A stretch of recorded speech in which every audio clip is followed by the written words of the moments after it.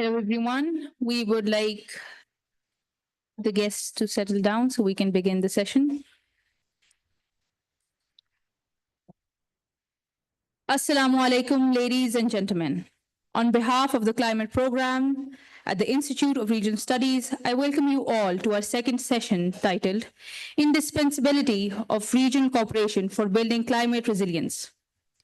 To deliberate on the subject, we have in the panel today Ambassador Johar Salim, President of Institute of Regional Studies, as the session chair.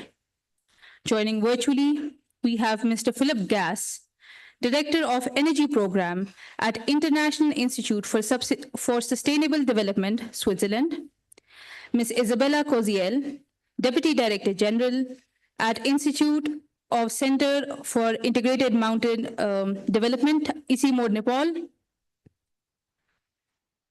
On the stage, we have Mr. Bilal Anwar, CEO of National Disaster and Risk Management Fund, Pakistan, Dr. Samuel Rizk, Resident Representative at UNDP, Pakistan, Mr. Hamza Haroon, Regional Director, South Asia, at the Climate Vulnerable Forum, B20.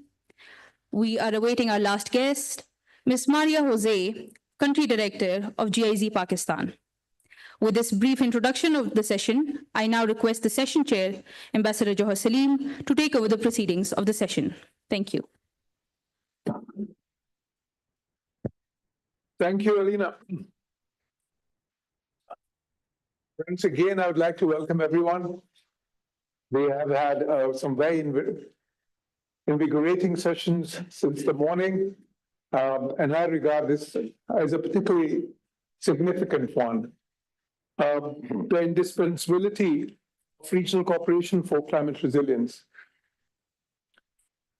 Region, South Asia, is the most populous region of the world, with 2 billion people.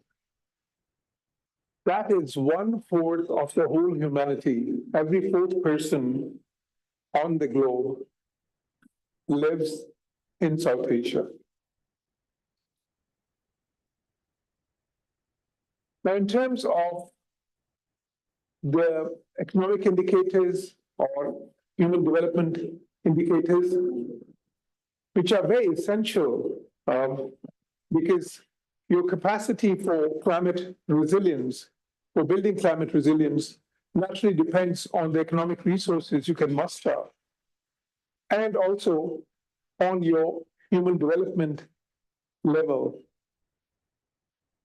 Unfortunately, South Asia stands as one of the regions in the world with lowest per capita, with very low level of resources with the governments in South Asia. And in terms of human development index as well, South Asia is at the bottom of the world rankings.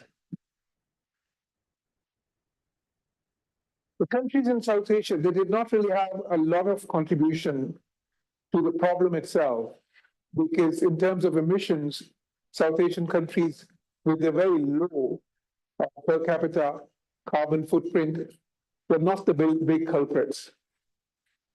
But in terms of climate change vulnerability, South Asia comprises some of the most vulnerable countries in the world.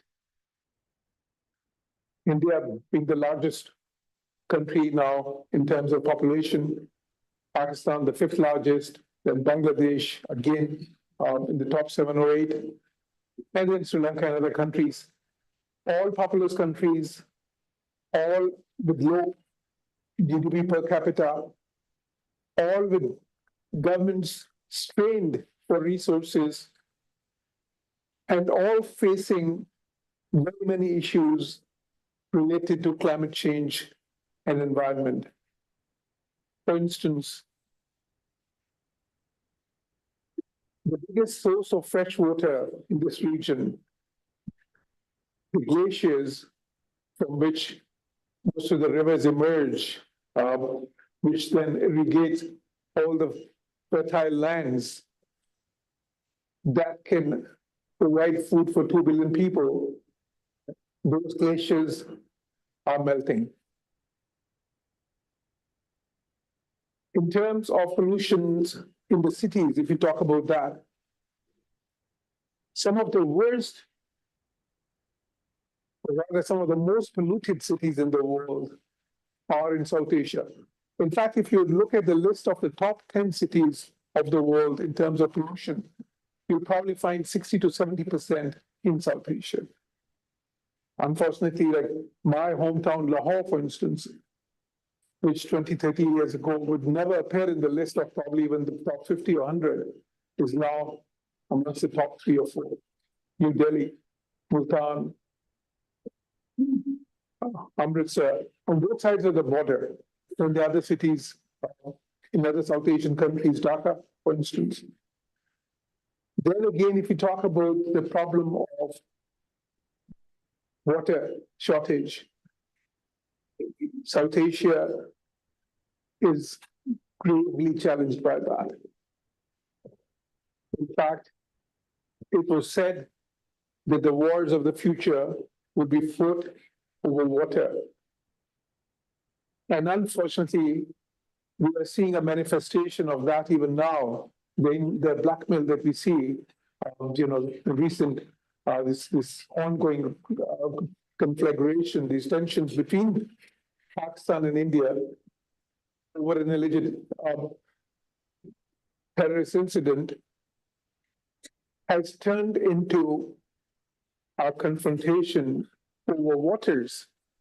The Indus Waters Treaty has become a hostage to this confrontation or escalation between these two countries now. And why that has happened? Why India chose to weaponize water? Because that is one resource where the entire South Asia is really challenged. We are a water short country. In the coming years, we could become a water scarce country. Drought because of climate change is another problem. Deforestation, which is also linked to that. Then again, we are having a lot of unprecedented climate events. For instance, 2 years ago, we had flash floods in Pakistan, which resulted in the whole country, or at least 2/3 of it being inundated. I think recently you'd remember in Islamabad, we had a hailstorm where the hails were this big. They destroyed car, windshields and like windows and a lot of other property in Islamabad. This is something that we had never seen before, So it says these type of freak climate events, as we call them, they are going to be happening more and more. So in this situation, what does the region need? The region needs to collaborate, to cooperate, because climate change-related challenges, they cannot be dealt with unless you collaborate. For instance, how can we save the glaciers if we are not going to cooperate? Because the glaciers are a common heritage. Whether it does not, the climate change or climate-related challenges, they do not differentiate between borders and and peoples, so to speak. Climate events can affect several countries at once. Climate challenges affect the whole region and beyond that.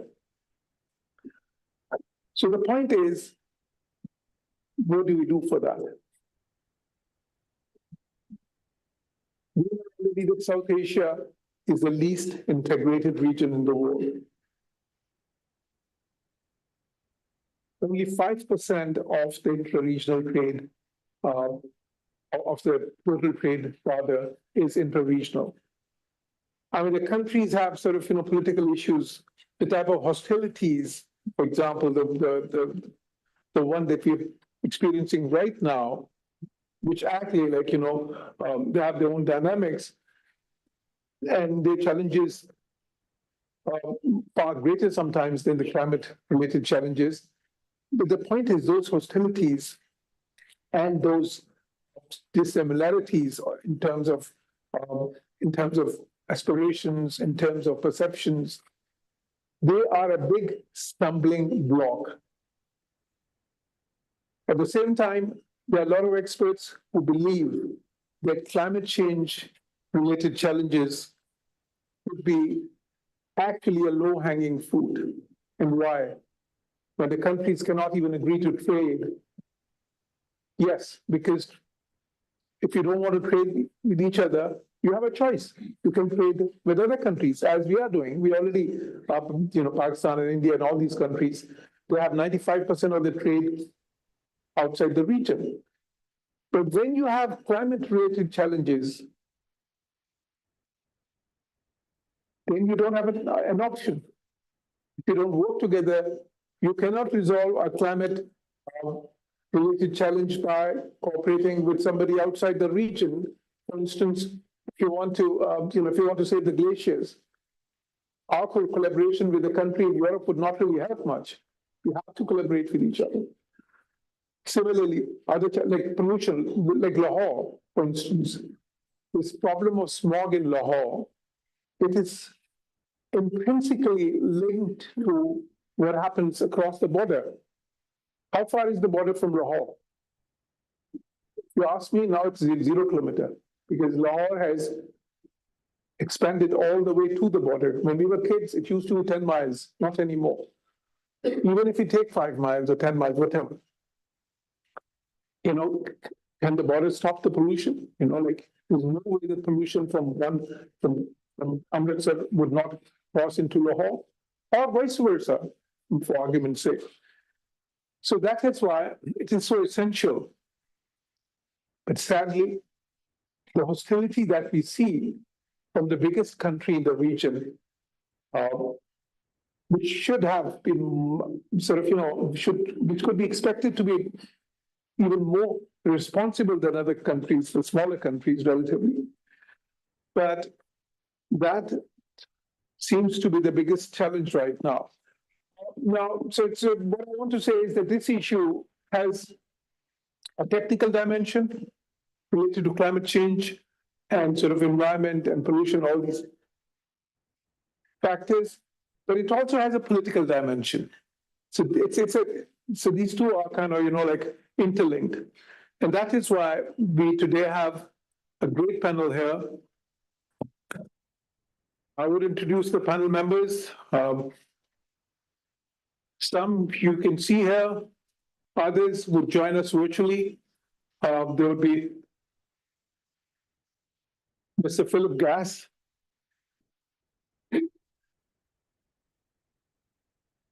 the Deputy Director General at the International Center for Integrated Mountain Development, or ICI-MOD, Kathmandu. Then Ms. Isabella Koziel.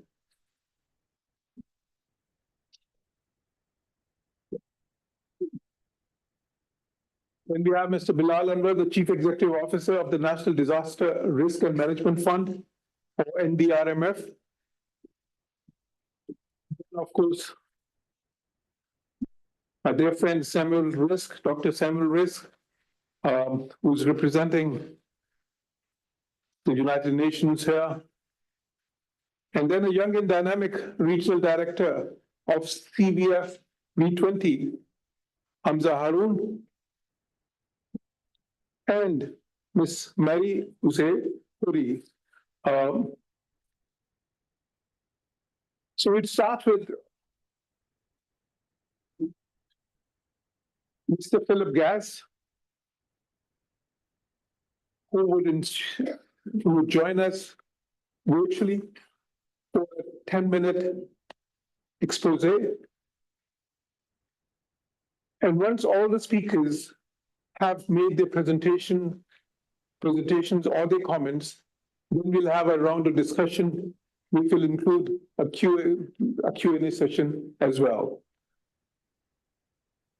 So I would now invite Mr. Philip Gass to take the podium, so to speak, virtually. Thank you. Session as well. Thank you. Appreciate the invitation to be with you today. I hope you can hear me well. So to speak. Yes, we can, Mr. Gas. Thank you. Thank you. I've got just a few slides that I will look to share. Let me see if I can do that here. Mr. Gas. Thank you. Thank you. I've got just a few slides that I will share. Okay, so today I wanted to talk a little bit about building resilience through greenhouse gas mitigation.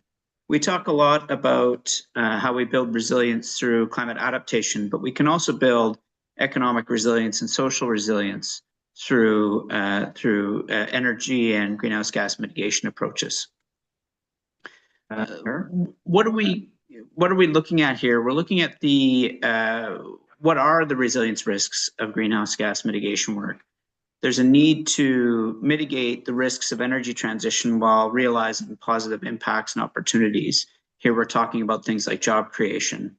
We also talk about, while there's a motivation to transition into clean and lower emission energy systems, there are still social risks. These can be employment, poverty, energy access that are top of mind for policymakers.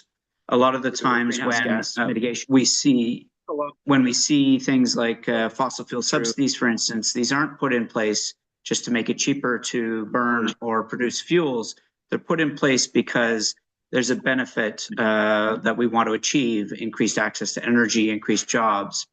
A lack of attention to addressing these issues can really open up doors to problems such as job loss, poverty, reduced energy access, and declining social indicators. And what we see then is, if you don't address these social aspects and these economic aspects, then you don't achieve your environmental benefits either. What you end up with is a system where you have opposition, you have people opposing, and systems of these sort of reforms like fossil fuel subsidy reform, carbon pricing, they end up being repealed because you're not achieving the social goal that the subsidies were put in place in the first place. So a focus on a type of inclusive resiliency can ensure that these risks are heard and mitigated, and that the people that are affected by things like energy transition or greenhouse gas mitigation goals are feel that they are part of developing and designing the policy solutions. So a lot of this is about stakeholder engagement and ensuring that we're building a low carbon economy that is a resilient one. If we want to achieve global climate goals, we also have to achieve economic and social goals. We need economies that are resilient, that grow, that produce jobs, that support livelihoods. And we also need to consider that we're building the type of social safety net and social programming that we want to see. People have access to energy, poverty is reduced, and we see benefits in the types of livelihoods that people want to lead. How do we approach it? We look at it at ISD consistent with the efforts of the ILO guidelines on just transition. Policies have to be developed and implemented through things like social dialogue between governments, between workers, between employers. Everybody has to feel that they're a part of the process, as well as engaging stakeholders. These can be communities, energy consumers. When we think, for example, the impact of either the development of a new coal facility or a coal mine, if we're talking about energy policies that might affect, for example, coal mining, it's not just the workers or the coal companies that are affected, it's the individual communities. It's people who are shop owners, teachers, healthcare professionals in those communities that rely on the employment from these fossil fuel developments, from these clean energy developments for their own livelihoods. So you have to think about it not just directly in terms of the workers and the employers, even though they're very important. You need broader stakeholder engagement as well to ensure that everyone who is affected is part of the solution. Our vision is that on issues like just transition is that the transition to a net zero or low carbon economy is done in such a way that we look to mitigate any potential negative job or social impacts from energy sector transition and maximize the opportunities for economic and social development. The local dynamics in communities, in regions, and in countries are the most important in these transitions. And so while we often think about national energy transition processes or national energy sector development, we have to also think about it, well, what does that mean in the individual community, whether it's a community that relies on off-grid diesel generation for electricity that we're looking to move to things like clean cooking or solar irrigation. But what does it also mean, as I mentioned, in those communities where you have coal facilities, oil and gas production? How are each one of the people in the supply chain affected by transition? And only then can you really build resilient approaches, because everybody who is affected by a shift to cleaner or low carbon energy systems is part of designing the policies and implementing the policies that are built. I've only got a few minutes, I know, so I wanted to talk a little bit about, well, what does this mean when we're building a resilient energy transition? And really what it comes down to is supporting the affected parties through this transition process. So some of this might be the development of strategies for transition, including those participation mechanisms such that local communities can join in, that they can have a voice into things like national policy development. It's economic diversification and regeneration. If we are looking at a community that will be affected by energy transition, either positively, for example, through the development of solar or wind power, or potentially might be impacted by fossil fuel transition as well, and potentially negatively, how are we focusing on rebuilding those communities? There's advice to governments at all levels, as well as the partners, on things like employment policy that we don't necessarily link to environmental policy, but employment policy is really, really keen to and really important to developing the sort of green and decent jobs and social protection mechanisms that will ensure resiliency.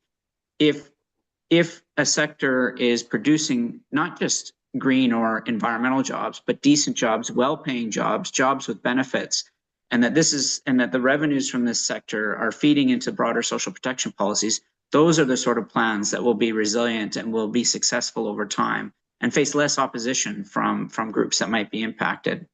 I spoke about the need for community-based regional development plans, overall strengthening of social safety nets. If we have a risk of employment in transition, workers moving from one sector to another, it's not always one for one, and we need policies to support workers, whether it's retraining, whether it's benefits for early retirement for some workers. There's all those sort of aspects that tie back to the social safety net. And even on the consumer side, if we talk about, for example, removing fossil fuel subsidies as a way to reduce emissions, we need to sort of understand, well, what would the social impact be of removing a fossil fuel subsidy that currently makes it very cheap and therefore very easy to access energy? There's also gender dimensions of energy transition, and in part, this is about ensuring that emerging sectors, clean energy sectors, have the potential for jobs for both women and men, but also understanding what is the gender dynamics in the current sectors at place. And that also feeds into the types of jobs and benefits that we need to provide to communities and workers. And then, of course, there's ecological remediation and reuse of assets. What happens after the end of a coal mine's life, after the end of oil production life? One of the things that commonly occurs here in areas I work with in oil production is what do you do with the abandoned oil wells? And a lot of employment can be generated through remediation of oil wells, through when these mines and production facilities have reached their end of life, ensuring that there's either revenue collected through the production phase, or that there's government support or international support for remediating back to a healthy ecological makeup for the sector afterwards. And that creates a lot of long-term jobs as well, that again, can be decent jobs, well-paying, with substantial benefits. One just really brief example, we have this project at ISD called Unlocking Inclusive Policymaking. And what we're looking at here is essentially building policies that all stakeholders will want to support over the long term. And so we look at the methods to engage stakeholders, to make sure that that engagement is meaningful, that it's inclusive. And through this, what we find is that you don't just have a government championing a policy. In the end, if you're inclusive, if consumers, if workers, if employers are brought together through the policy development, design, and implementation process, all of these parties feel an ownership for it. They all end up ideally supporting the plan, and it's not just energy transition is not just environmentally resilient, but it's economically and socially resilient because employers and companies see that there's economic opportunity through these transitions, and also the communities, representatives of low-income households, environmental groups see that there's a social benefit to this sort of process as well, and everybody's pulling in the same direction. Where you see that this doesn't work is, for example, a government comes forward with a plan to close a coal mine, but the community, the local community, or the coal company or the workers haven't been part of the design process. The policy comes from above, and there's immediate opposition, and it's justified because people will lose livelihoods, will lose jobs. And so what we're saying is you step back further, you make a more inclusive process with employers, with workers, with communities, with energy consumers. And if it's a longer process, it's a more difficult process. You don't reach the outcome right away. But when you do get there, everybody has ownership and they feel that their concerns have been heard and that the risks have been mitigated. I'll just close by giving a brief note about a little bit about ISD's work on just transition and a suggestion for people to follow the Just Energy Transition Knowledge Hub. The website is up on the screen. And what we do here is the types of things that I'm talking about. We produce a bit of a one-stop shop for information about how our different countries, different communities, different regions, different provinces, different states addressing just transition. We're looking to connect things like trade unions, workers associations, civil society, researchers, the industry, and people together to support two-way sharing of best practices and success stories. So I encourage you to visit the website, jetknowledge.org. Please sign up for our newsletter, and we do a lot of work there. I'll just close again. I want to say a very strong thank you to the organizers. I had a little bit of work in the past in the region. I was part of international expert advice provision through IISD to the first NDC of Government of Pakistan, where we worked with a number of local organizations. So IISD does have some experience there. It was a very big pleasure to be able to participate then. I appreciated the invitation from Dr. Anjum Rashid to participate today. And IISD as a whole, our energy program has a large focus in Southeast Asian countries and South Asian countries, also including Indonesia, Philippines, and Vietnam as well. My information is up on the screen, and my email is there. I'd be happy to answer any questions either during the rest of the presentation or following as well. With that, I'll turn it back to the organizers and just reiterate, thank you so much for allowing me to talk about this issue of resiliency through greenhouse gas mitigation today. Thank you.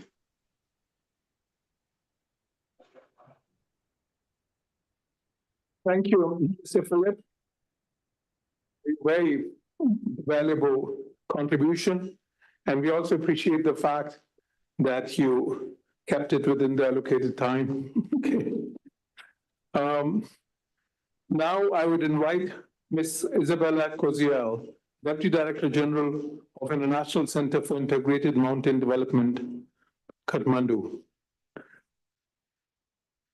Ms. Isabella, the floor is yours. Thank you. Yeah. Thank you, and good afternoon, and thank you very much for the opportunity to speak on the work that we are doing to strengthen regional cooperation in the region. Could you just let me know if my screen is visible? Now we well. Good. Well. So I'm speaking to you from Kathmandu, where we are hosted. That's the International Center for Integrated Mountain Development. We're hosted by the government of Nepal, but of course we work across the 8 countries of the Hindu Kush Himalaya. And our mandate is to work right across this region, which hosts and holds the 3rd largest ice mass. It is also the source of 10 of Asia's major river systems, and it also holds 4 out of 36 of global biodiversity hotspots. It's a vast region, 3,500 kilometers in length, and it holds 54,000 glaciers. And of course, 250 million people live within this region, but it supports up to 2 billion people downstream. But this region is of huge regional and global importance, but it is facing an accelerating crisis. And it is only regional approaches and global approaches to this crisis that will begin to solve some of the challenges. And we are particularly hard hit by climate change. The region is warming at 2 times the global average, which has multiple implications, which many of you will know of, but the projections are pretty staggering and concerning. We are likely at current emissions trends to hit peak water by 2050. So that's only 25 years away. And then you'll see on the right hand of the screen how fast our glaciers will recede under different scenarios of warming. And at 3 degrees, we will only have 20 to 30% left of the ice, with vast implications on water and on ecosystems. And here you'll see some images from Pakistan. You'll see the Batura Glacier, and you can just see for yourselves. And of course, this is already 12 years old, so we would expect that it will have receded much further than what you see in the image. Very rapid glacier retreat. We also have, with glacier retreat, the increasing risks of glacier lake outburst floods. We have several of these events across the region every year. And what is concerning is that these are catastrophic events that have huge impacts on infrastructure destruction, settlement, wiping away settlements, and loss of human life and livelihoods. And in addition to this, we have very much changing snow patterns with rising snow lines. We also have heavy pollution at different times of the year. Each one of our countries becomes the most polluted city in the world. And of course, coupled with black carbon rising up to the glaciers and accelerating loss. We also have biodiversity loss. Up to 85% of our highland ecosystems are degrading and increasingly threatened, with various effects such as on landslides. And of course, we have quite significant demographic changes. We have rapid outmigration of youth and men from the mountains. And there are projections for people being further on the move. And then here we can see some of the implications. These maps have been put together by the International Climate and Cryosphere Initiative, that this is already the level of sea level rise that is locked in. This is, of course, based on various models.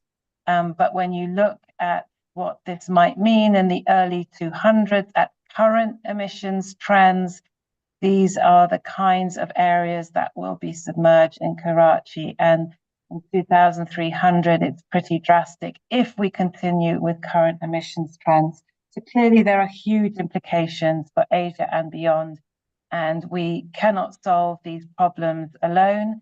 And so in terms of what ICIMOD does, we've been established for over 40 years, established by the 8 countries of the Hindu Kush Himalaya, who are also our governing board and contributors, financial and funding contributors to ICIMOD. We are a regional organization and we hold intergovernmental status. And we're a knowledge and learning center. So we're not an implementing body, but we pull together knowledge to support the work of our 8 countries. And we have three major thrusts of our work. One is around climate and environment risks. This focuses very much on the cryosphere and supporting our governments and their various institutions and universities to build the capacity in monitoring and understanding what's changing in the cryosphere, but in particular, what the impacts are of these cryospheric changes. We're working towards developing a regional cryosphere strategy and also working towards an increased sharing of tools and perspectives across the region. We have another group that focuses very much on building resilient economies and landscapes in the mountain region. We recognize that many of the livelihood solutions are no longer valid in a warming world. So we're experimenting with alternative sources of livelihoods. This is not an easy area to work in with the multiple changes that are ongoing, but we're also looking increasingly at mountain settlements, which are also rapidly changing, and how we can create the right incentives for regenerating and restoring landscapes.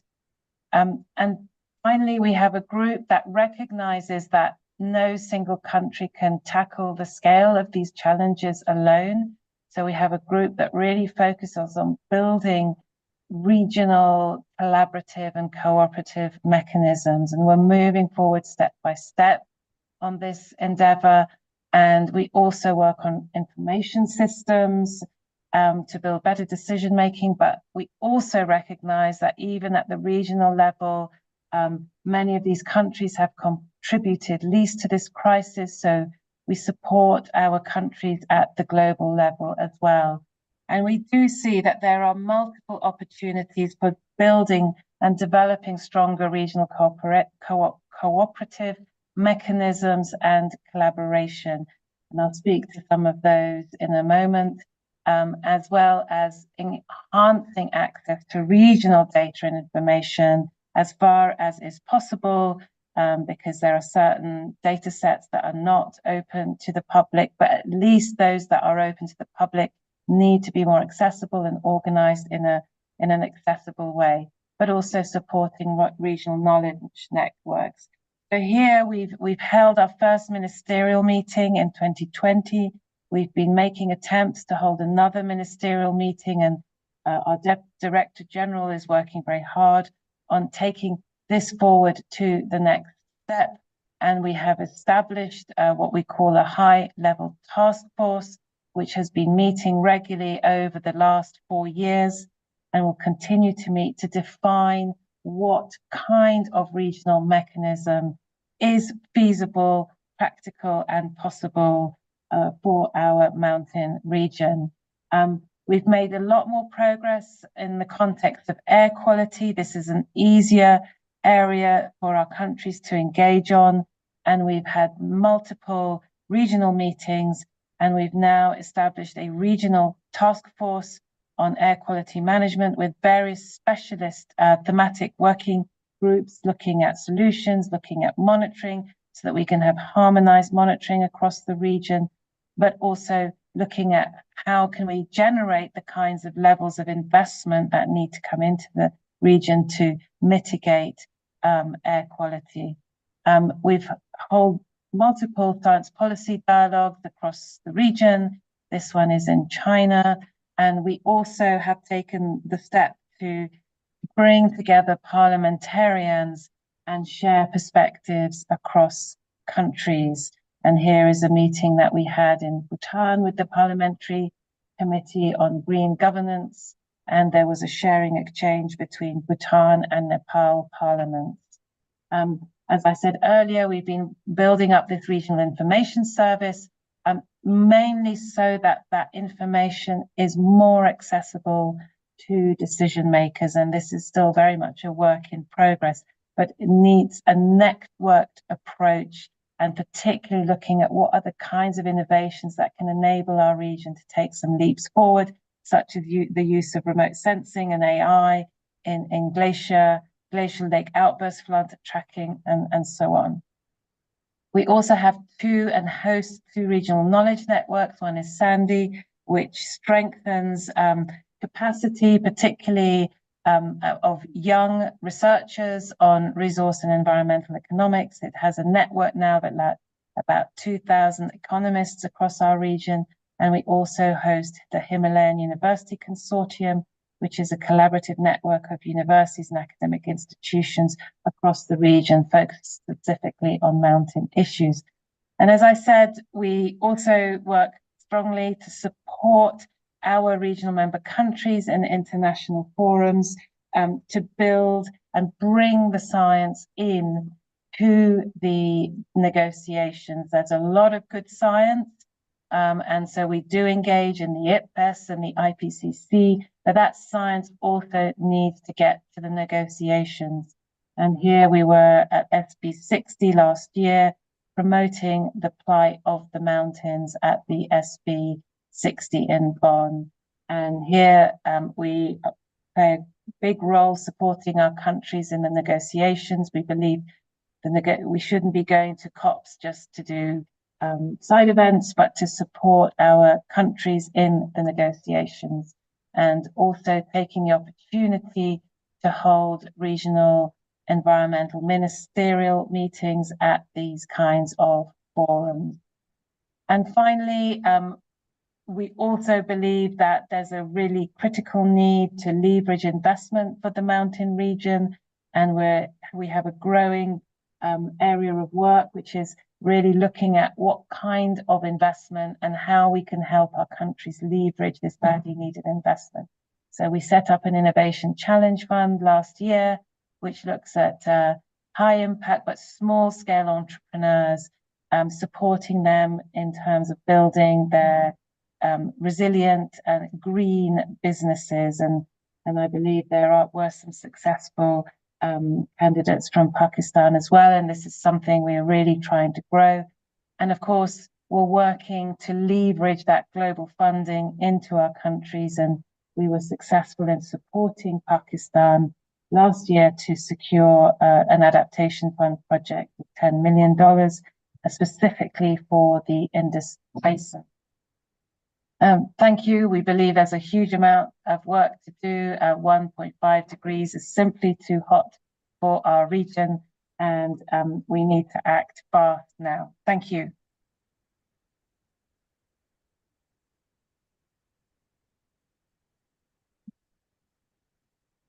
Thank you, Ms. Isabella, for your very useful insight and a very detailed expose. Now I will invite Mr. Bilal Anwar, Chief Executive Officer of National Disaster Risk Management Fund, NDRMF, to take the floor.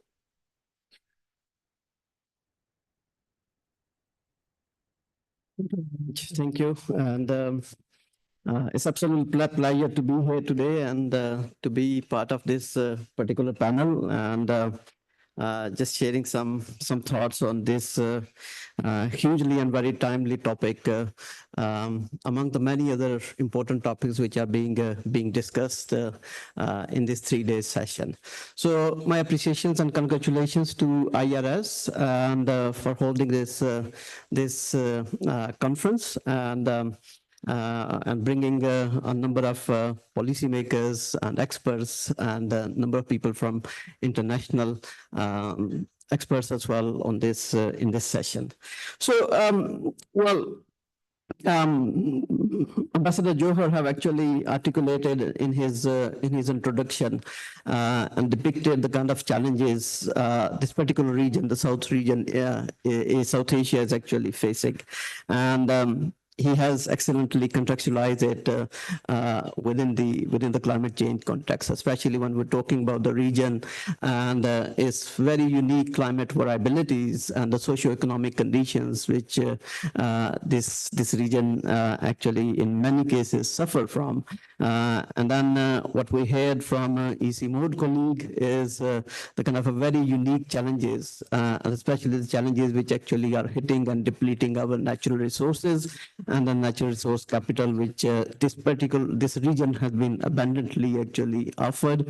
And with the increasing temperature, with the increasing climatic challenges, what we are seeing is we are very fast and increasingly losing this natural capital.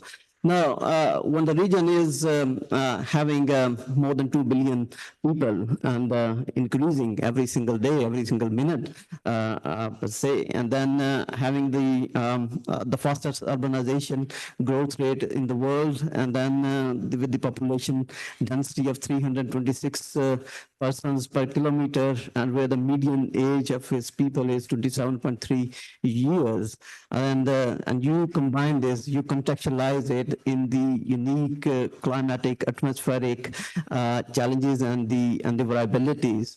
I think we are in a really worrisome, in a really concerning kind of a scenario. And with the projection of increasing temperature, which we are seeing from the different observations and the climate models, I think we have all the reasons to actually come together and actually very actively think beyond our borders. Because when we're talking about the climate change, actually, the border does not really hold any value, and there is no validity of these borders. But what we are seeing today, this morning session was actually quite an animated session, and especially what is going on in the region with the two particular countries, Pakistan and India context. What we are seeing is this regional collaboration, and especially when this region is the least integrated region in the world. Any kind of a collaboration which has been actually going on or which was valid, that we are seeing actually receding as well. So we are not only seeing the receding glaciers, but we are also seeing the receding collaboration and the cooperation, which has been intact for a number of years or decades. And then that is actually also being threatened as well. Indus Water Treaty, which is in the news these days quite a lot, and we've been actually hearing about it, which survived itself the two major wars, countless border encounters, a number of other skirmishes between the two countries. It is being threatened now, and what we are seeing is that there has been a unilateral kind of a stoppage from the compliance on the Indus Water Treaty. So this is a scenario. So the region is not only dynamic in terms of its climate variability and the unique climate situations and evolving scenarios, the region is also dynamic and dynamic in a kind of a negative way in terms of the collaboration and the cooperation which is needed. Now, in this scenario, you know, we gathered here to discuss and to talk about the regional collaboration, which of course is absolutely necessary. And but in fact, what we are seeing is that whatever the collaboration and cooperation was there, it is becoming either ineffective or it is becoming broken down in the evolving scenarios. So I think this is a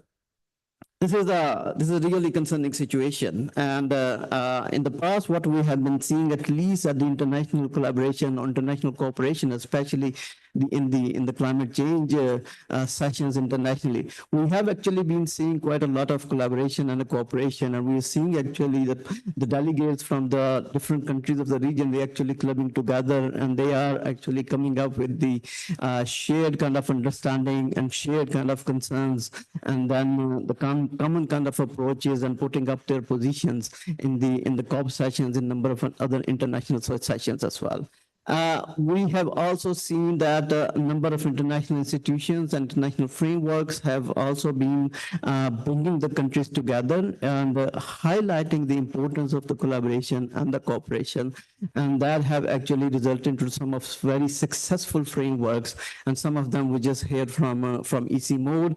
And I'm sure that the colleague from V20 is going to be sharing a few more as well. And there are a number of other elements as well.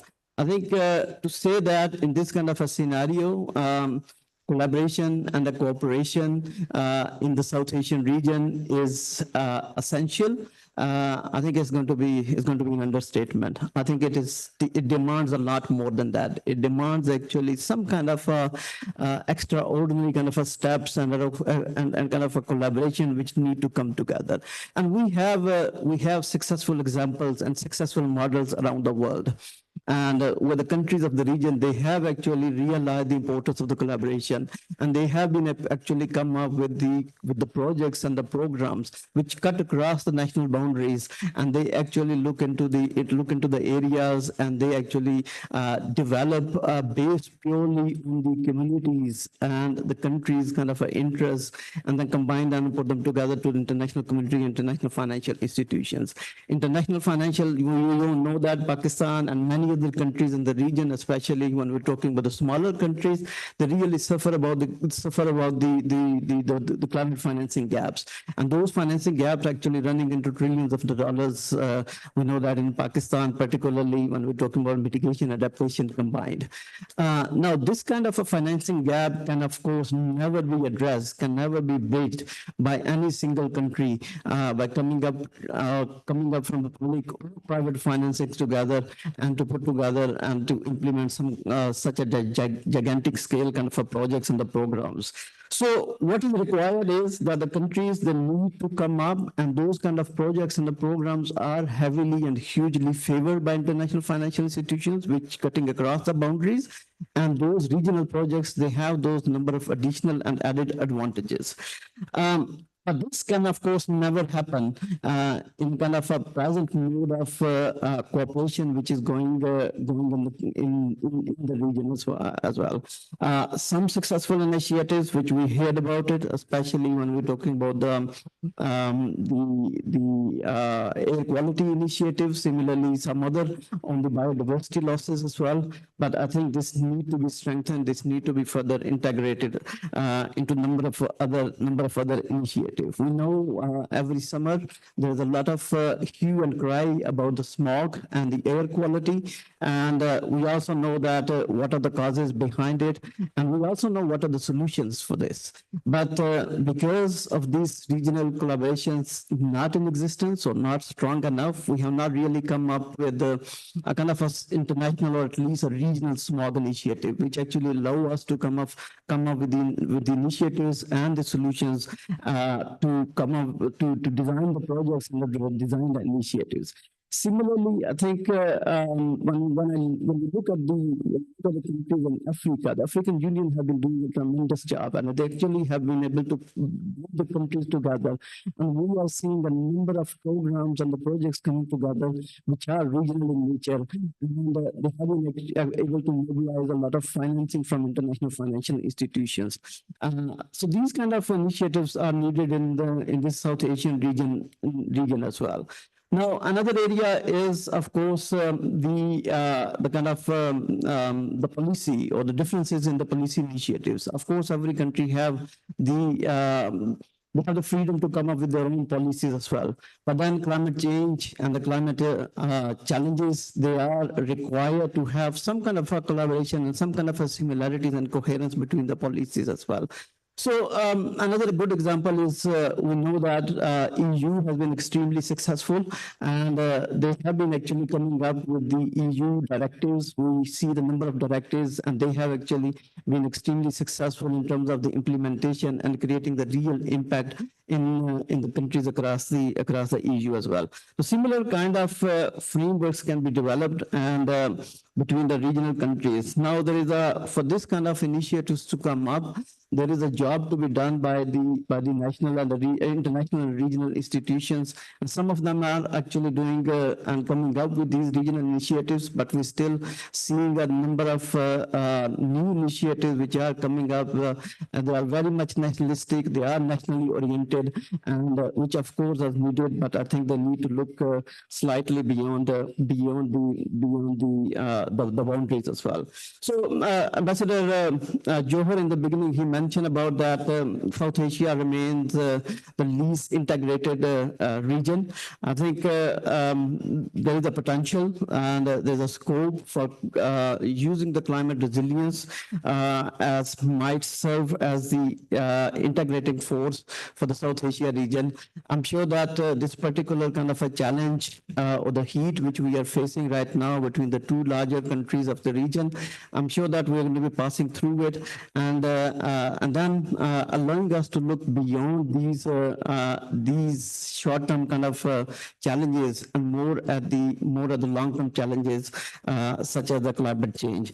So I just want to stop here. I mean, there's just a few thoughts just from the top of my head, and especially trying to contextualize the kind of the challenges which we heard from EC Mode and the other colleague from IIST. Thank you very much.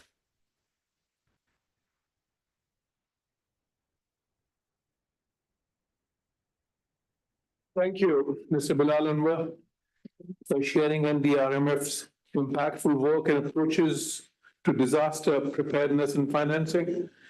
So we are having quite a mix, as you notice. Before Mr. Bilal Anwar, Mr. Zabaila had provided insights in terms of highlighting the IC Mode's work for the Hindu Kush region. She is based in Nepal. And earlier, of course, we had heard Mr. Gas, who was based in Geneva, and his work focuses on the impacts of the transition from coal, oil, and gas to renewable energy, ensuring policy plans that are equitable and inclusive. So his reflections were focused on energy reforms and sustainable pathways. So after this backdrop, we will now invite Dr. Samuel Rizk, Resident Representative of UNDP Pakistan. Dr. Rizk has led key development initiatives across the region with a focus on inclusive governance, resilience, and human development. And I might mention that earlier he has served as country director for Syria and head of conflict resolution, peace building, and response at UNDP Crisis Bureau in New York. And why I mention that? Because of the current situation, I think that makes a lot of sense. If you get your insight, Dr. Rizk. So Dr. Rizk, the floor is yours. Thank you very much, Ambassador Johar. I was hoping you would skip that part, but you didn't. Maybe it's easier if I just stand over here for.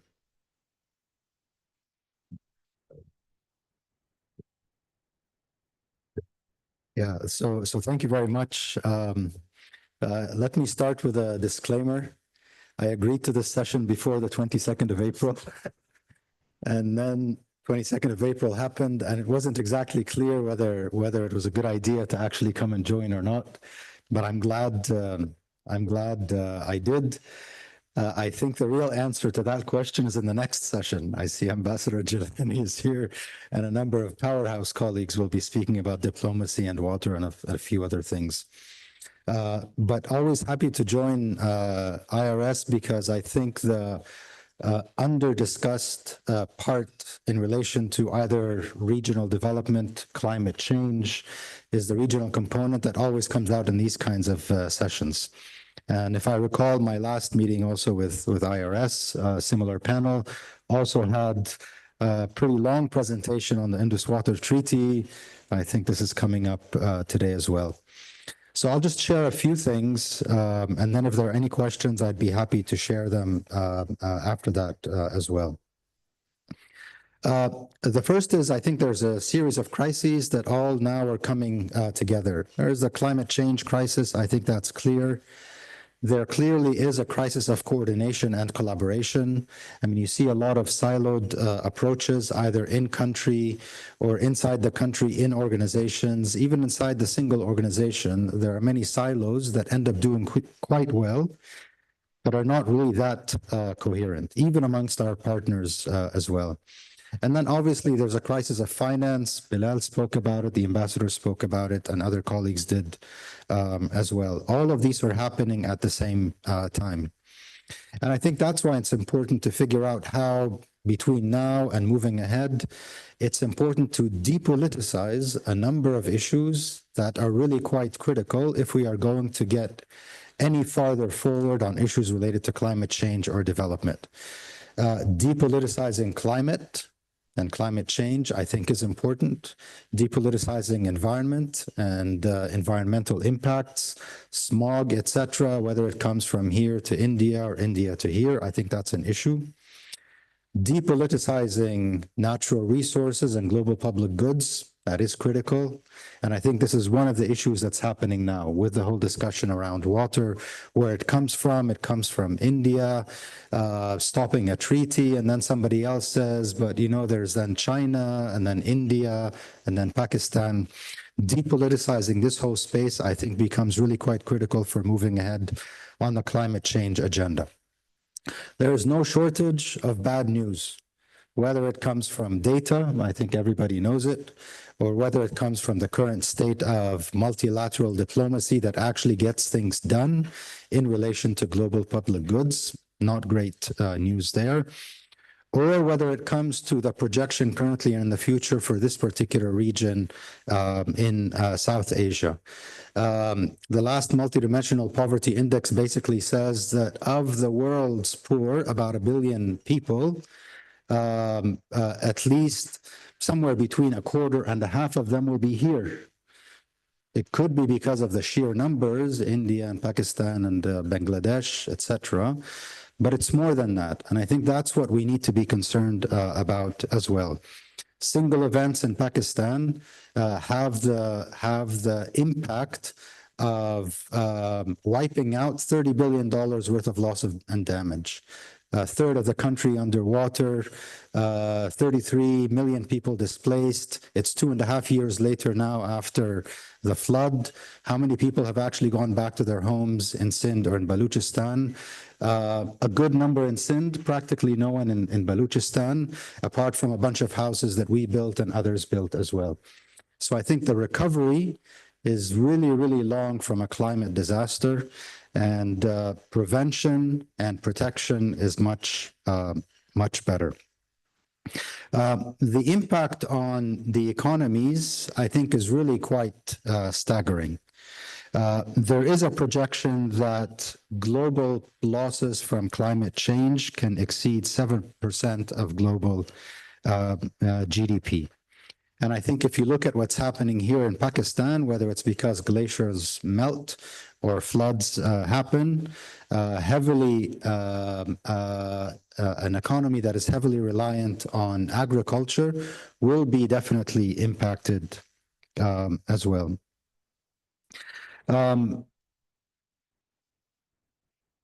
So there's quite a lot at stake that I think is important to notice. The kind of investment in climate change, regionally speaking, is not up to par with all of the numbers that we say are the gravest numbers that are happening, whether it's we worry about the climate or the economy or population or everything else. Let me share with you one example from our own project, and I can be self-critical to a great extent. We've had a 7 or 8 year running project now, GLOF, Glacial Lake Outburst Floods.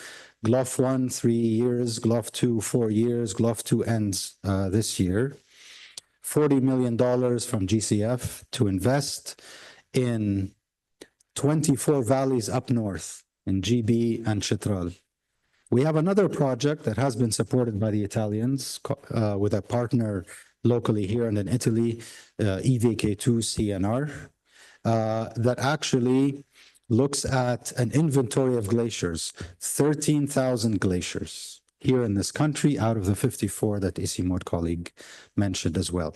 The scale of investment, the scale of programming is really, really quite small. I'm only speaking about one of our projects and one of our other projects. 13,000 glaciers, we only work in 24 valleys. We're going to put up maybe 200 or 300 in 200 or 300 locations, early warning systems. That, I think, is what we need to consider when we think about how much of the problem there is and how much of the programming, finance, investment there really needs to be. And that is where I think these regional solutions really need to come to bear. It's hard to imagine what a regional solution looks like unless you spend some time in the north, for example. 2 weeks ago, our UNDP GLOF team and myself and my deputy and a bunch of other colleagues, we spent 3 days up north with the Minister of Climate Change and Secretary of Climate Change, basically somewhere between Skardu and Shigar and Khaplu, looking at our own projects.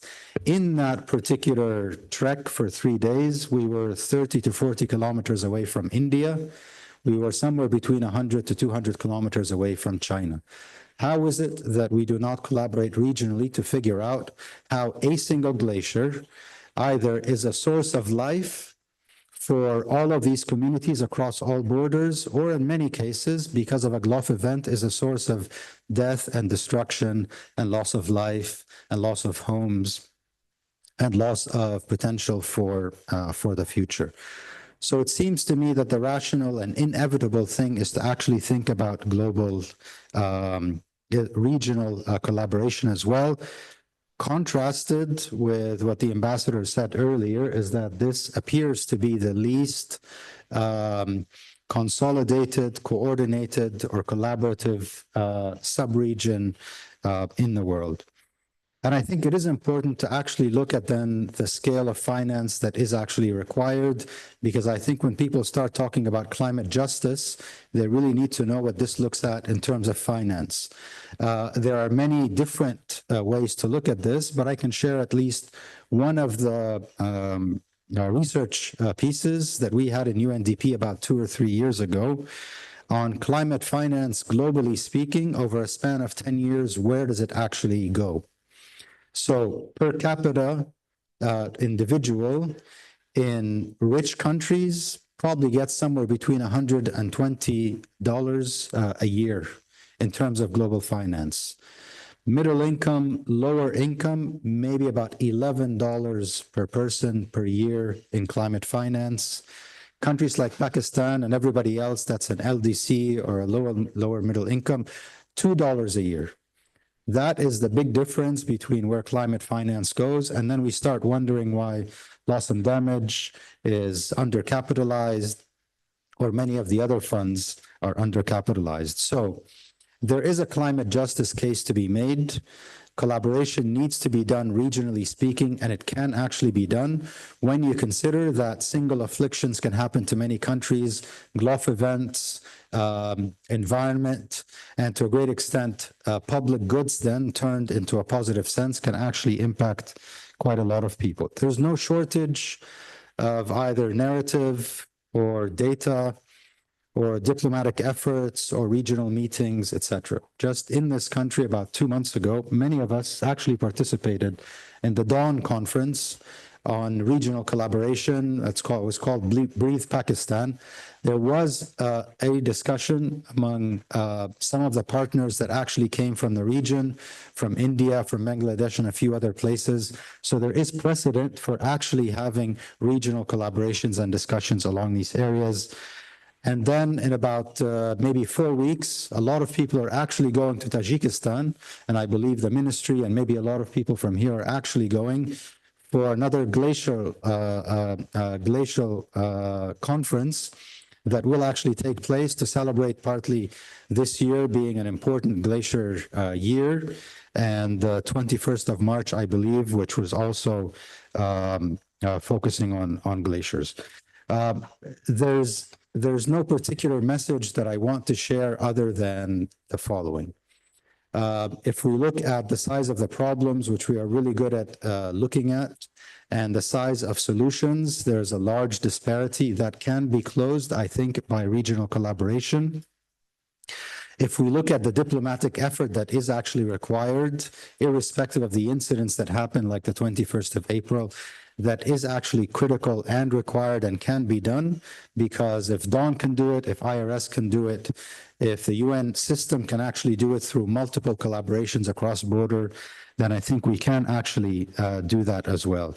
Maybe I close with just one funny story, because every trip to the north reminds me of this.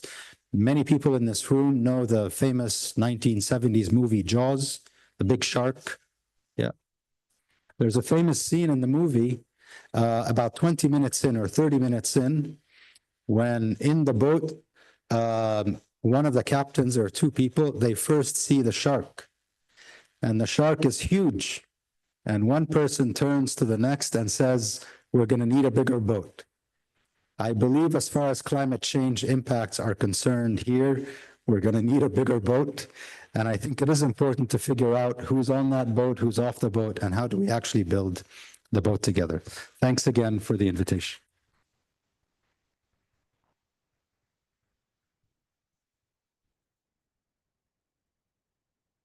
Thank you, Dr. Riz, for your thoughtful perspectives and great insights on how development partnerships can accelerate climate adaptation, and also giving a view of the state of affairs in terms of the climate change related challenges, collaboration, which leave a lot to be desired, as rightly pointed out by you.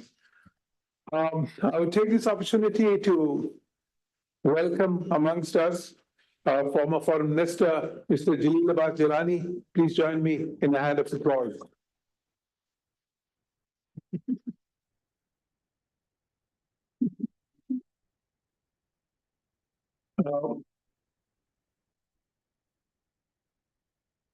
Now we move to Mr. Hamza Haroon, the young and dynamic regional director for South Asia of CVF B20. He is a big advocate for equitable climate financing and amplifies the voice of vulnerable communities and nations. Previously, he served as a special advisor to the Minister of Science and Technology and as Director of Strategic Initiatives to the Minister of Information. Hamza, the floor is yours. Thank you.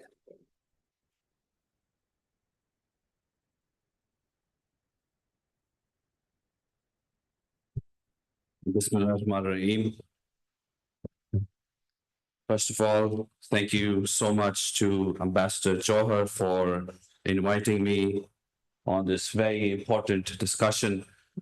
I've had many conversations with Ambassador Johar on climate change, and I found his views to be very intelligent and very to the point. And he knows exactly because he has been looking at this topic since the UNFCCC, if I remember, in 1992, which is incredible. I learned so much from my conversations with him.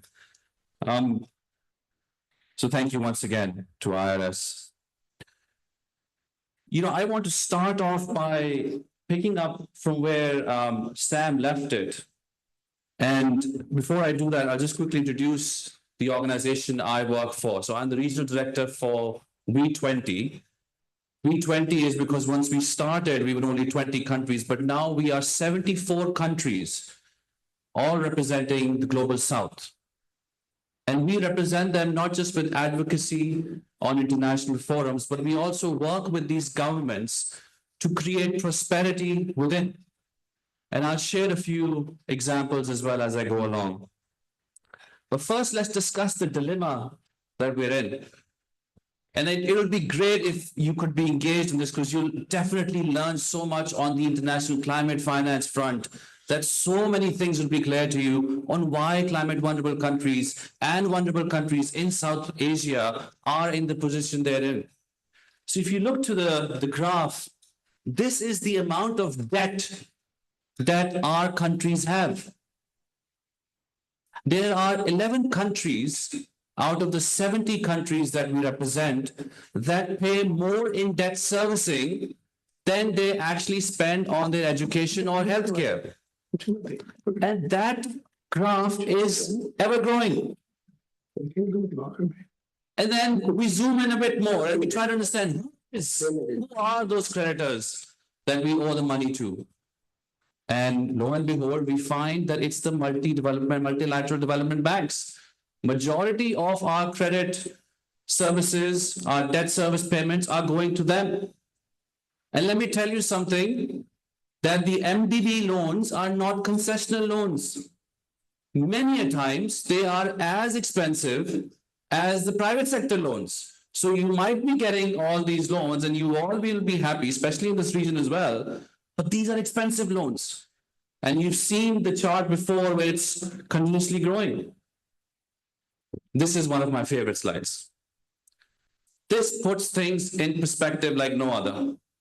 In 2023, there was a study done which showed that emerging and developing countries are paying 68 billion more, totaling $200 billion in a year, that is leaving developing countries and going to developed countries. You're making the wealthier already. And if you look at what the IFIs were doing, out of 41 billion loans that were given, only 2 billion were concessional loans. Now, what is concessional loan? Concessional loan is when the loan is priced at a higher rate than your medium-term growth rate. It's not concessional. You cannot be able to grow at a pace where you can pay back the loan. So 1:100 is the ratio of concessional versus what is going out of our countries. Another factor that influences climate challenges is the high cost of capital. So over here, you can see all the countries, the vulnerable countries that we represent, they all have such high cost of capital. It is actually easier and cheaper to buy a solar panel in Spain than it is in Maldives. And Maldives is at the verge of, flooding.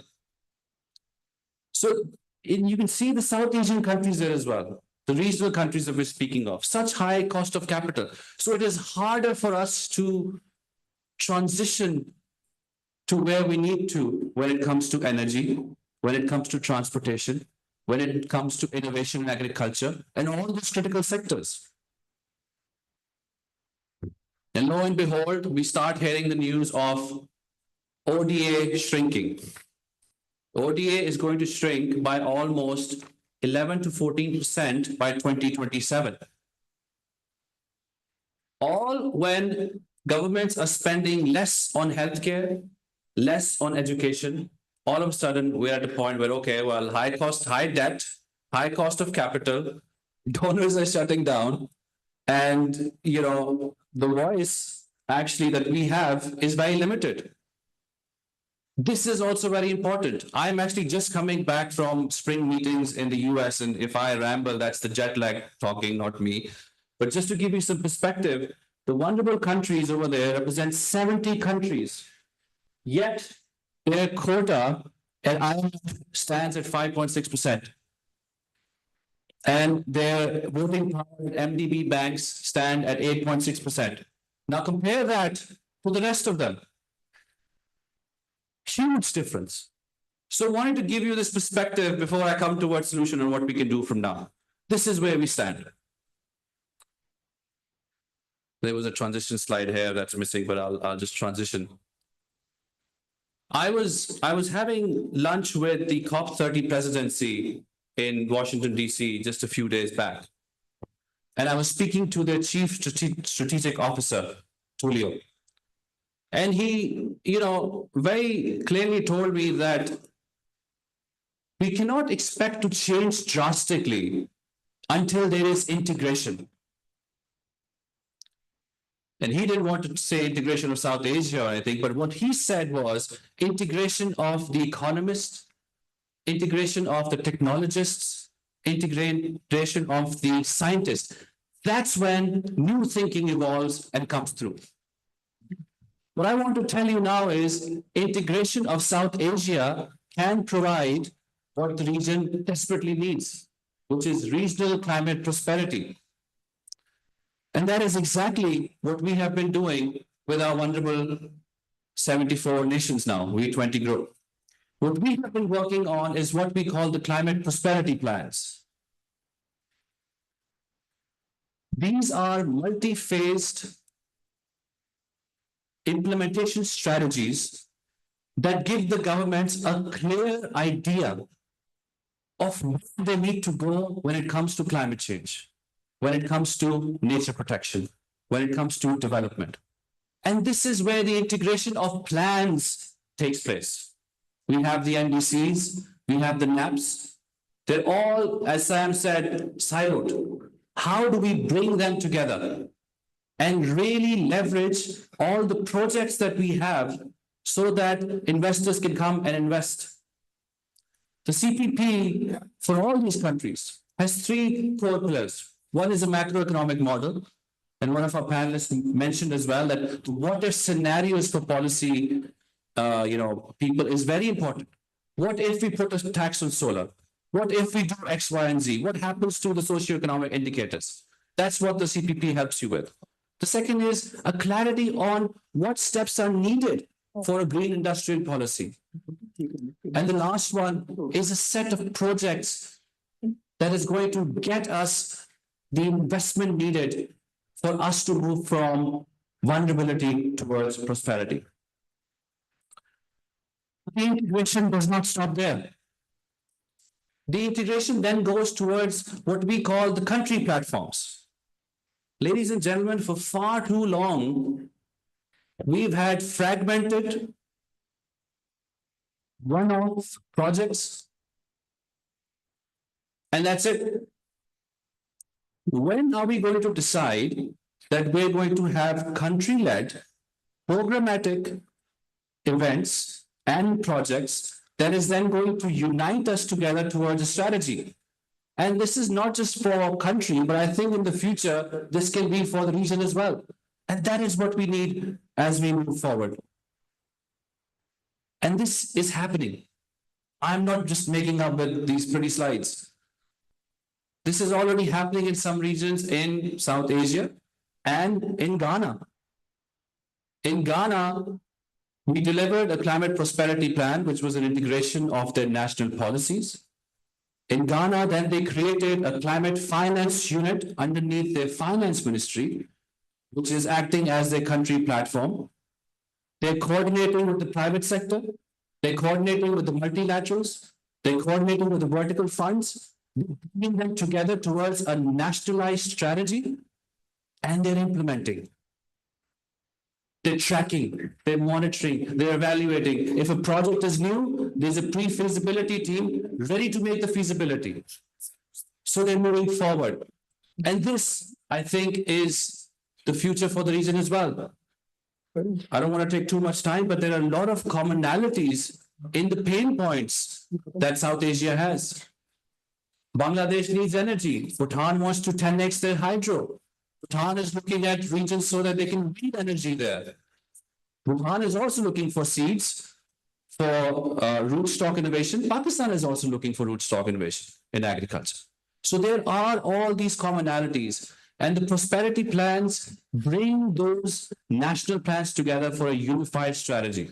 And that is the work that we're working on with Pakistan, with Bangladesh, with Sri Lanka, with Nepal, with Bhutan, and hope that these plans, this integration brings the region together and solves the, as Sam rightly put out, solves these hopefully depoliticized issues that we all face together. So thank you so much once again, and I'll be here if you have any questions. Thank you.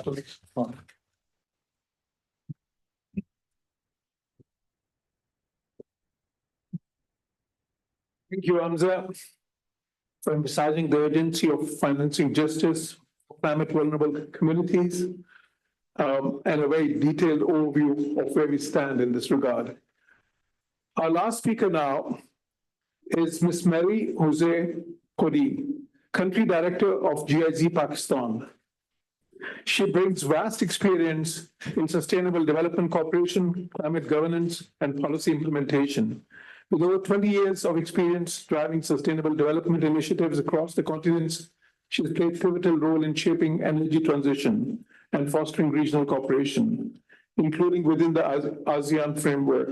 And that is why I believe her comments today would be invaluable for our region.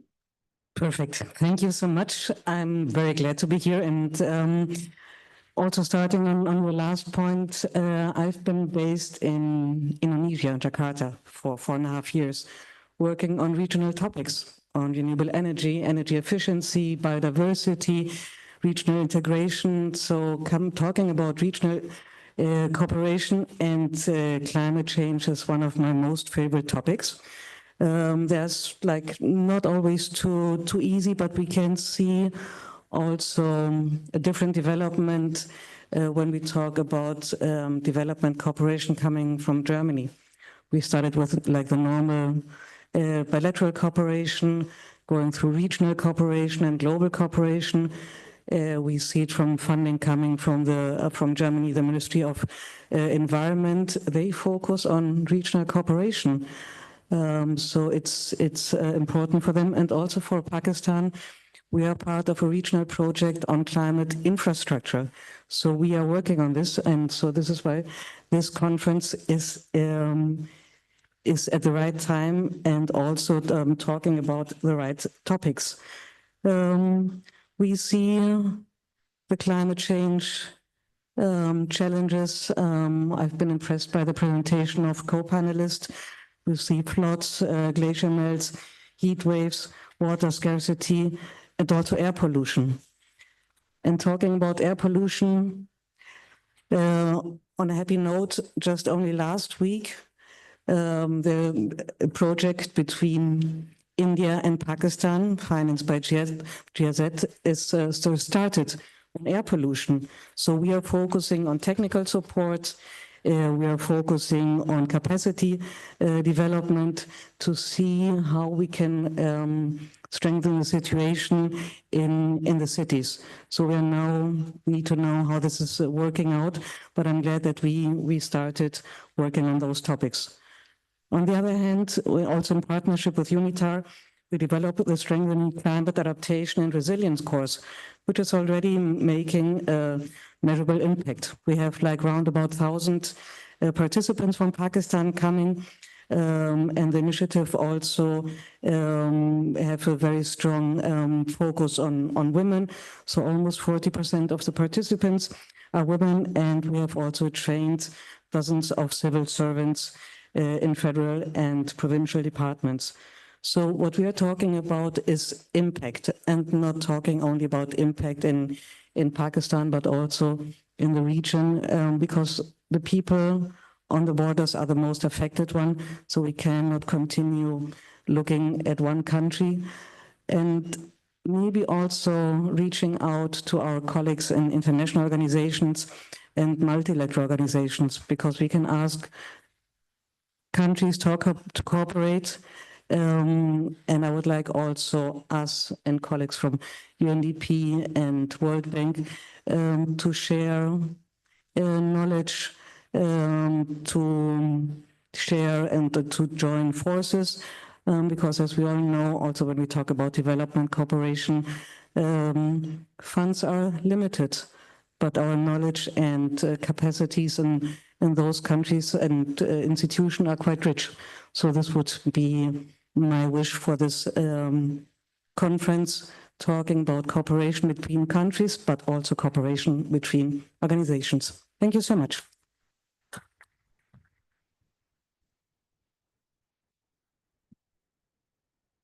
Thank you, Ms. Maria, for underscoring the importance of systemic approaches and long-term cooperation for climate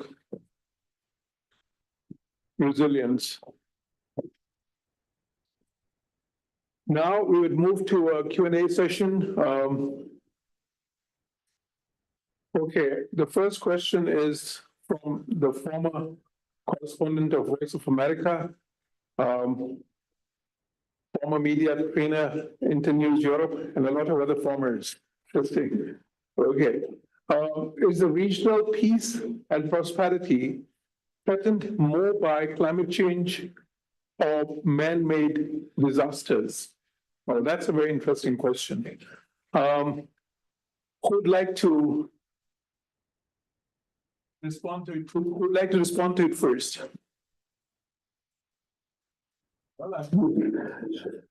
Dr. Riz, with his background in conflict resolution, seems to be the right guy. Thanks very much. And I can list to you what the Secretary General has said about this particular incident, what the Security Council statement looked like. But I think the situation now is not really a situation of trying to figure out what is worse. whether it's peace and security, whether it's development, whether it's humanitarianism that is lacking and we need to do more, or whether it's climate change. I think the reality in a country like Pakistan, and I think this is the case in almost all of the regions, is that everything happens at the same time. So think about 2022, 2023 for Pakistan, just thinking about Pakistan. Somewhere between January and July 2023, macroeconomic meltdown on the brink of default, unable to pay back, a change in government, security incidents in Balochistan and KP, and still 6 months away or 8 months away from the flood. So all of this now happens at the same time. If you try to silo yourself into one single avenue of response, I think it becomes really problematic. And I think that is where, first of all, the inclination towards more coherence and collaboration in terms of policy and engagement, but also where multilateralism actually makes a difference, that countries together cooperate to solve solutions in a self-enlightened way. I think that's really the way forward. I think once you get to the point where you're trying to figure out how to separate things, it's not really great. I mean, think about simple things, for example, that can no longer be separated. Climate finance. Is it a climate issue or a finance issue? Climate diplomacy, big thing now. Is it a political issue or is it a scientist's issue? I think these days, the inability to think in an integrated way to basically find solutions to very complicated problems at the same time from different angles is really going to be a downfall for everybody. We're not only talking about elites, but I think we're talking about individuals who are living, downstream from a river, no longer getting water or getting too much water, or droughts, or there's an earthquake coming, or sea levels are rising, or many other things that are happening as well. So I think it is important to figure out how to be able to, also to quote a very simple term, walk and chew gum at the same time. It is possible to solve multidimensional problems together at the same time with a bit of a self-enlightened way of thinking about things.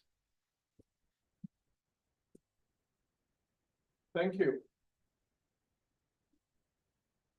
Thank you for, I think, a very balanced and very useful response, which I'm sure would be found worthy by the questioner. The next one is, how can developed countries assist in building technological and knowledge-sharing platforms for South Asia nations to combat climate change under UN guidance? This is a technical question. Would like to respond to that? Okay, go ahead. Thank you so much for the question.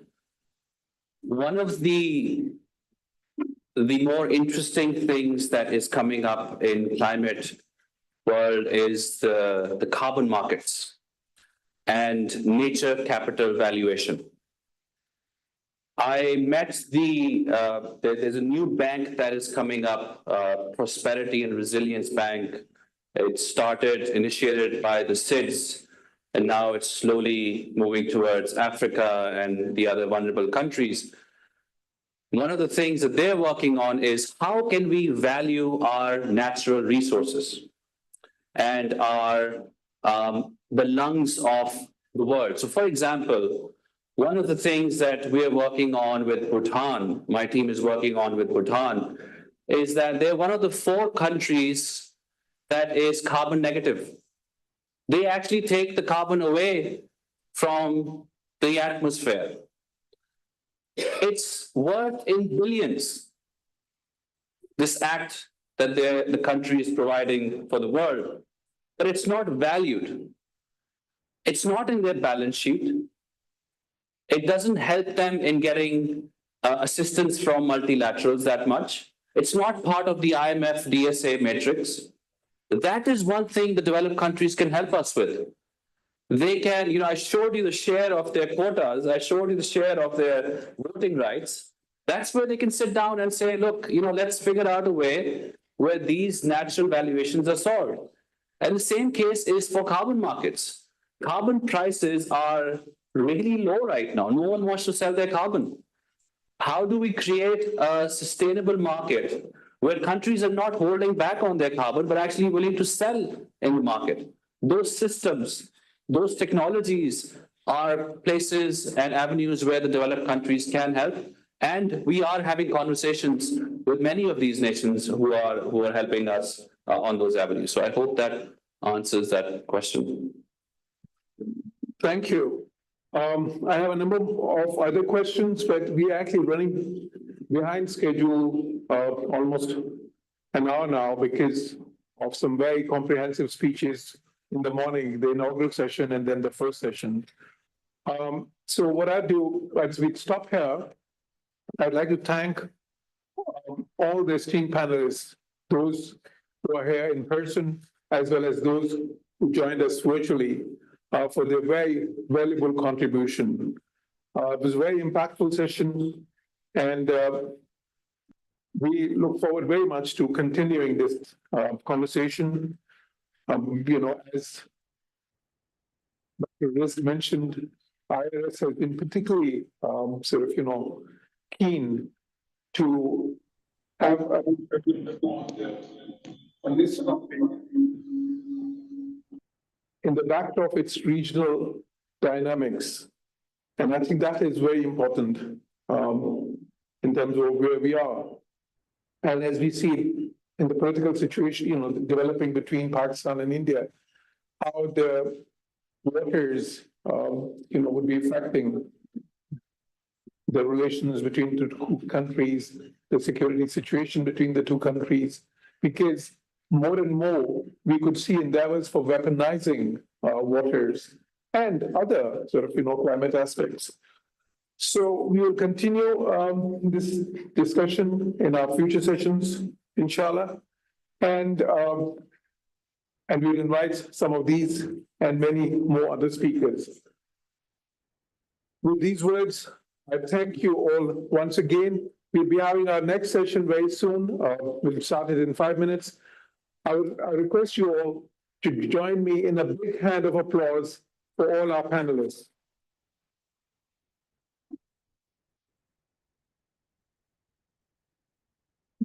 Thank you, Mr. President. Now, I would like to request Ambassador Johar Salim to kindly present the souvenirs to the distinguished guests. Mr. Bilal Anwar, CEO of National Disaster and Risk Management Fund, Pakistan.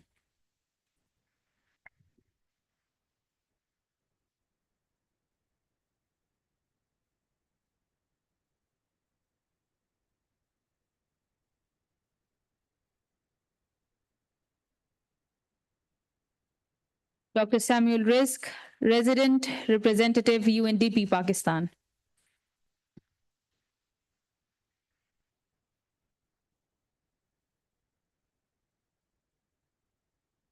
Mr. Hamza Haroon, Regional Director, South Asia, CVF V20.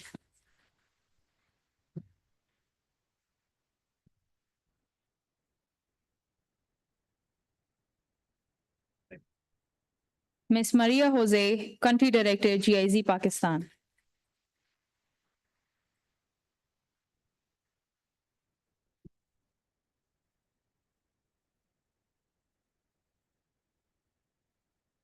Now, Mr. Hamza Haroon, Regional Director, CVF V20, will present a shield to the host as a token of appreciation.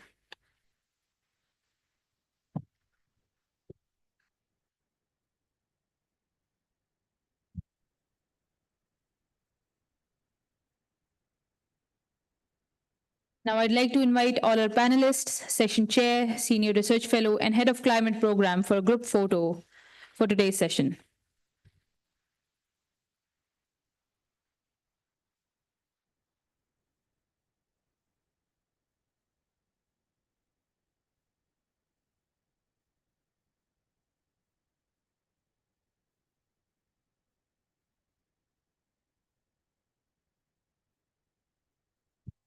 Thank you all for your presence and participation. We look forward to a continued dialogue and collaboration.